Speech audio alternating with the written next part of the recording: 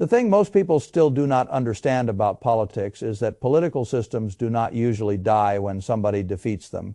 They die when nobody can afford what they are still promising. That is the cleaner way to say what I believe is happening now. Not only in Britain, but across much of the developed world. For more than 2 centuries, British politics trained people to think in a very specific shape. 2 broad traditions, 2 broad parties, 2 broad doors through which frustration could travel without ever truly leaving the building. Sometimes one side wore the language of order, sometimes the other wore the language of fairness, sometimes one promised reform, the other stability, sometimes one promised discipline, the other relief, but the architecture underneath remained surprisingly durable. You had a center-left party, you had a center-right party, and if life became difficult enough, voters could throw one out and bring the other in without really challenging the wider economic order that produced the difficulty in the first place. That arrangement lasted so long that people began mistaking it for nature. It was not nature, it was a settlement. And every settlement lasts only as long as it can keep enough people fed, housed, and hopeful enough to tolerate it. Once it stops doing that, all the old labels begin to come loose at once. That is what I see now. People think they are watching a fight between parties. I think they are watching the breakdown of an old method for containing economic anger. That is a much larger event. It also explains why so many commentators keep sounding confused. They are still using the old language to describe a public that has already moved on emotionally. They speak as if the next election should still be a conventional contest between a respectable center-left and a respectable insurgent right. They keep expecting politics to behave like a 2-horse race because the electoral system was designed to produce one. And then reality arrives with a different answer. The 2 main horses both start losing support at the same time. The vote splinters. New formations emerge. Old loyalties weaken. Betting markets begin assigning real probabilities to outcomes that would have sounded ridiculous only a short time earlier. That is not noise. That is a system failing to compress public anger back into its old shape. Nowhere is that clearer than in Britain. I always prefer to begin with structure before story because stories seduce people into thinking something dramatic has happened overnight. Usually the drama is only the visible end of a slower process. Britain has lived for generations with a political system that strongly favors 2-party dominance. First past, the post does not absolutely forbid other parties, but it punishes fragmentation hard enough that most voters learn the same lesson again and again. If you do not choose one of the 2 major poles, you may feel expressive, but you probably do not feel powerful over time that teaches the public to think strategically in narrow corridors. It teaches parties to behave as if the center must hold because the rules themselves will help hold it. That was always more fragile than people wanted to admit. Because rules can slow change, they cannot abolish economic reality. If living standards keep deteriorating, if housing gets worse, if wages lag, if public services fray, if younger people feel poorer than their parents and older people feel less secure than they were told they would be, then eventually the institutional advantages of the center stop looking like reassurance and start looking like suffocation. The system that once felt stable begins to feel like a trap that keeps delivering different managers for the same decline. That is when politics becomes dangerous. Not because people suddenly become irrational, because the old rational bargain stops paying. I have made my life in markets, and markets teach one lesson very early if you are paying attention. A trend can last a long time, but once the underlying economics weaken, the public justification for the trend collapses much faster than anyone expects. Then all the people who once described the old order as inevitable start acting shocked that it broke. I do not feel that shock here. I think the center has been living on borrowed time for years. And when I say the center, I do not mean moderation in some philosophical sense. I mean the post-war political arrangement that assumed the broad shape of life would keep improving enough that conventional parties could trade power without ever questioning the deeper distribution of wealth, asset ownership, and bargaining power inside the economy. That arrangement is breaking because the economy underneath it has become too unequal to keep funding the emotional legitimacy. The old parties relied on, that is the real story. Most people are still trying to explain what is happening through personality. Trump, Starmer, Farage, Burnham, particular campaigns specific by-elections. Political rivalries, those things matter. But they are surface expressions. The deeper motion is economic. When inequality compounds for long enough, politics stops being a contest over persuasion and starts becoming a search for blame, exit, and rupture. That is why I keep returning to living standards. The center does not collapse because voters get bored. It collapses because voters stop believing the center can raise the floor beneath ordinary life. Once that belief goes, old party loyalty becomes a wasting asset. Britain is showing this very clearly now. Only a short time ago, the next general election was still widely treated as a contest between Labour and Reform. That alone already told you how much had changed, because the old conservative Labour structure had already been damaged enough that a new force on the right could be priced as a serious contender. But then something even stranger happened. Labour weakened. Reform also weakened. The presumptive two-horse race did not become clearer under pressure. It became more fragmented. That matters more than many people realize, because under first past the post, a functioning two-party logic should create a transfer. If one major contender deteriorates, the rival should usually gain by default. If both lose ground materially at the same time, the message is not simply that one side ran a bad campaign or the other side made mistakes. The message is that the electorate is no longer content to recycle its anger inside the expected channels. That is a historical rupture. And I do mean historical for most of modern British democratic history. One of the two main governing traditions could reliably expect to come first or second in a way that preserved the psychological legitimacy of the whole structure. That stability is what gave the system its confidence. You could disagree violently inside it while still trusting the shape of it. Once that trust starts going, every election becomes less a normal contest and more a search for the least exhausted vessel. That is what a five-horse race really means. It does not mean democracy has become colorful. It means the old compression mechanism is failing. Now, the source file I read uses one small by-election in suburban Manchester as a lens through which to see this larger transformation, and I think that is wise. The local event is not important because one seat by itself changes power. It is important because of what the event reveals about how the larger system now behaves under stress. The Gorton and Denton by-election should have been a relatively minor story. One seat, one local fight, one chance for a governing party to manage the damage from its own unpopularity and move on. Instead, it became a case study in how weakened systems begin making worse decisions precisely when they most need strategic clarity. The government's problem was obvious. It was deeply unpopular. Its leader was deeply unpopular. Its economic message was weak because ordinary people did not feel improvement in the places that matter most. That sort of environment calls for adaptation, not denial. If a party in power wants to survive under those conditions, it must either produce materially better living standards or at least convince the public that it understands the real source of the pain and is prepared to challenge the status quo more seriously than before. That is not what happened. Instead, the governing party became trapped in one of the oldest institutional pathologies. It mistook control of the machine for control of the future. That is fatal. Machines matter less once legitimacy starts draining out of them.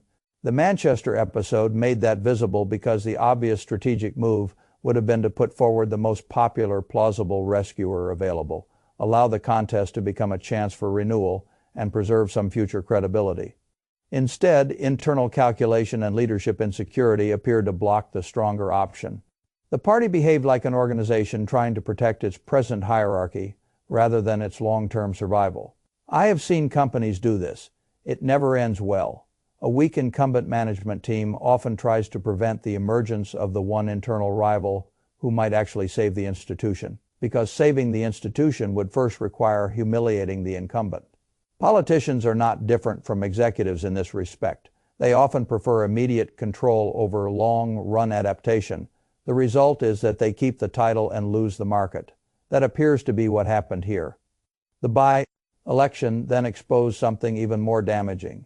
Instead of accepting the risk, accepting the likely loss, and preserving credibility for the future, the party chose to frame the contest as a straightforward fight between itself and the populist right.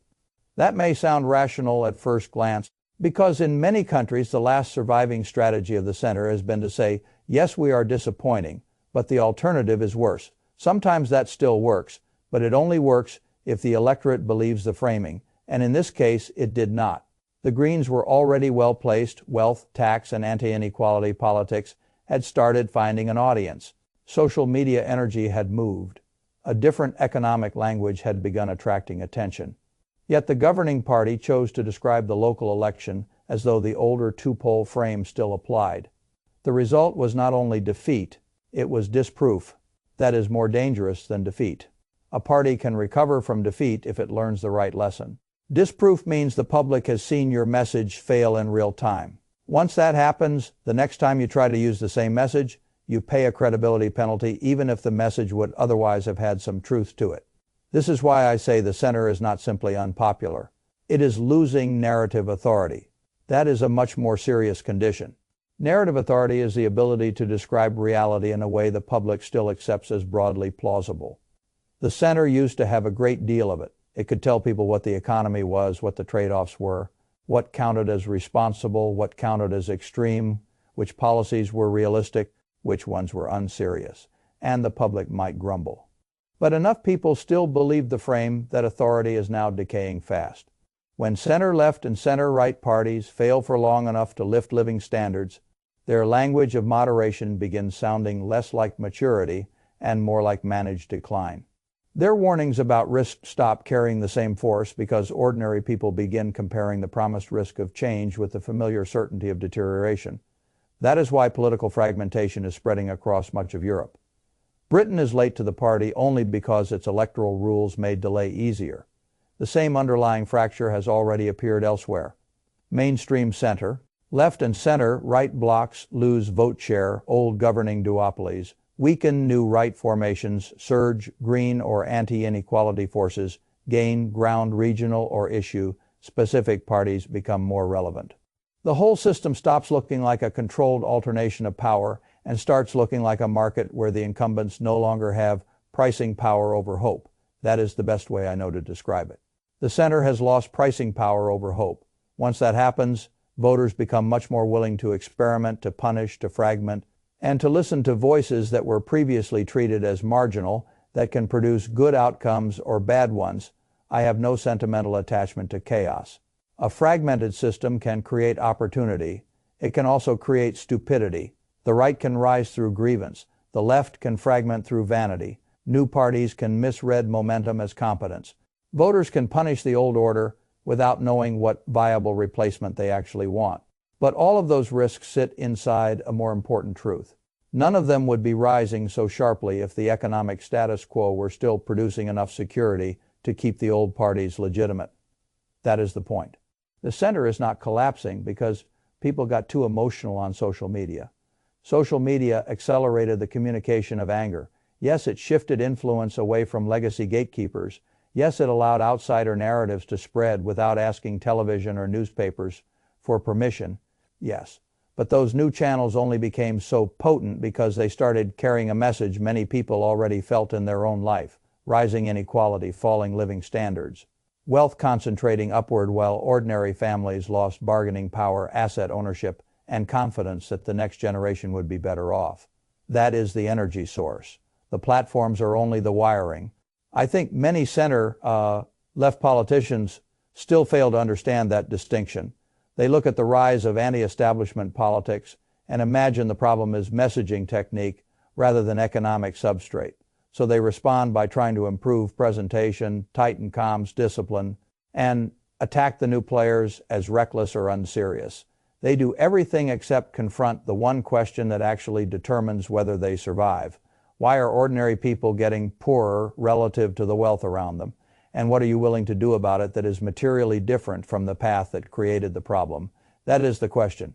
If they cannot answer it credibly, then they will keep shrinking no matter how many internal memos they draft. And there is an additional cruelty here. The center often believes it is being pragmatic when it avoids more aggressive economic reform. It tells itself that it is staying responsible, protecting market confidence, avoiding panic, and refusing easy populism. Sometimes there is some truth in that, but over time the refusal to confront wealth concentration becomes its own extremism. It becomes an extremism of passivity. It says, in effect, that preserving the comfort of concentrated capital is more urgent than repairing the broad living standards that make democratic legitimacy possible. That choice is politically suicidal once made visible, and it is becoming visible everywhere. This is why wealth inequality now sits at the heart of the political vacuum. The source text is explicit about this, and I think it is right to be explicit. You can argue about rhetoric, you can argue about parties, you can argue about strategy, but if you are trying to understand why voters are abandoning old loyalties, the answer is not mysterious. Too much wealth has pooled at the top. Asset owners have outrun workers, housing has become punitive, public systems feel thinner, taxes still fall hard on labor while great concentrations of wealth often appear politically insulated, ordinary families feel themselves slipping backward, even as overall national wealth still looks large on paper. That combination is poisonous. It tells the public that the economy is growing without them. Once that belief hardens, politics becomes unstable by definition, because the electorate then stops asking who sounds respectable and starts asking who is even willing to name the real disease. That does not always produce wise choices, but it absolutely produces movement. That is why the Greens matter more now than they used to. And also why the insurgent right matters more than it used to. They are not growing in exactly the same way or for the same reasons, but both benefit from the same vacuum. The vacuum is the absence of a mainstream settlement capable of restoring living standards while speaking honestly about where the gains of the economy have gone. This is where Britain becomes a very useful case study for the wider world. The old center tries to survive by warning against the right. The right grows by blaming the center and claiming grievance. A new anti-inequality channel grows by naming wealth concentration more directly. The public fragments because none of the old vessels feel trustworthy enough to contain the anger alone. That is the future. Not forever, perhaps, but for the next phase at least, and it is not uniquely British. France has already shown how fragmented systems can still produce establishment victories that feel increasingly hollow. Germany has shown how major parties can shrink while the extremes and smaller formations gain structural relevance. Spain, Italy. The Netherlands, many others have lived through versions of this story already. America is the strange case because its electoral machinery is even more hostile to party replacement, which means the system tries to absorb the same pressures inside two giant organizations rather than through formal multi-party fragmentation. But the underlying disease is very similar. That is why I would not overfocus on the exact British party map. The map is local, the motion is global. What happens next? That is the part people always ask too soon because they want a clean ending before the process has matured. I do not think the next phase is clean at all. I think the center continues to weaken unless it changes its economic offer dramatically. I think the populist right continues to grow where it can tell a compelling story of betrayal, even if it is not actually capable of repairing living standards once in power. I think anti-inequality politics continues to gain ground where it can translate moral anger into a plausible economic program. I think tactical voting becomes harder. Coalition thinking becomes more normal. And I think the old habit of assuming that the political future belongs automatically to the two historical machines becomes less and less defensible. That is the 200-year break. Not that one election went strangely, that the mechanism which used to keep strange elections from multiplying is no longer as strong as it was. I would go further. I think politics is moving into a phase that looks much more like markets than old party loyalists appreciate. Brand matters less than flow. Legacy matters less than adaptability. Media dominance matters less than networked attention. A party cannot keep a customer base simply because its grandparents once owned the town. If the value proposition worsens for too long, voters churn, they shop, they experiment, they fragment, they become less loyal and more transactional. That is exactly how failing franchises behave. And that means political survival increasingly depends on one thing above all. Offer, not identity, not nostalgia offer. What are you going to do that materially improves the life of ordinary people? What are you going to do about housing, wages, taxation of concentrated wealth, public services, family security, and the widening gap between labor income and asset income? That is what the future will sort on. If center-left parties still believe they can survive by being the least frightening manager of decline, they are wrong. If center-right parties think national symbolism alone can compensate for falling living standards, many of them are wrong too. If insurgent right parties think they can win once and then govern without confronting the same underlying concentration of wealth that enraged voters in the first place, they will also run into the same wall eventually. And that is where the biggest opportunity lies. Not for one party, for any movement, coalition, or platform able to make the inequality question mainstream enough that every serious political actor must answer it or die. That is the game now. Not simply left versus right, inside versus outside. It is the politics of who is willing to confront distribution and who is still pretending that management skill alone can solve what is fundamentally a distribution failure. The source file ends by turning outward and urging viewers to act. I think there is something valuable in that, though I would phrase it a little differently. I do not believe in treating politics like football. That is one of the worst habits modern democracies have acquired. People inherit a jersey and then spend the next 20 years confusing loyalty with strategy. If your aim is to improve living standards, protect your children, and stop the slide into permanent scarcity for ordinary households, then party loyalty matters much less than leverage. Which party will take the issue seriously? Which candidate will move? Which local election can be used to force a better offer? Which movement is still educable? Which one is not? Politics becomes much more useful once you stop asking who am I supposed to support and start asking who can be moved by pressure. That is a very different psychology. It is also one that suits the age we are entering because the center is not entitled to survive. It must earn survival by changing. If it does not, it will continue to be replaced piece by piece. First in local contests, then in national vote share, then in the public imagination itself. That process has already begun. The only real uncertainty is how intelligently the replacement energy will be organized. I have no doubt anymore that the old order is cracking. The only question is who steps into the crack and with what program. That is what comes next, not stability selection, a long, ugly sorting process in which parties, movements, and media channels are all tested against the same unforgiving fact. You cannot preside over falling living standards forever and expect a 200-year political trend to save you. Not anymore. That trend is broken. And once a political trend of that age breaks, history does not politely restore the old arrangement just because respectable people miss it. History starts asking for a new one,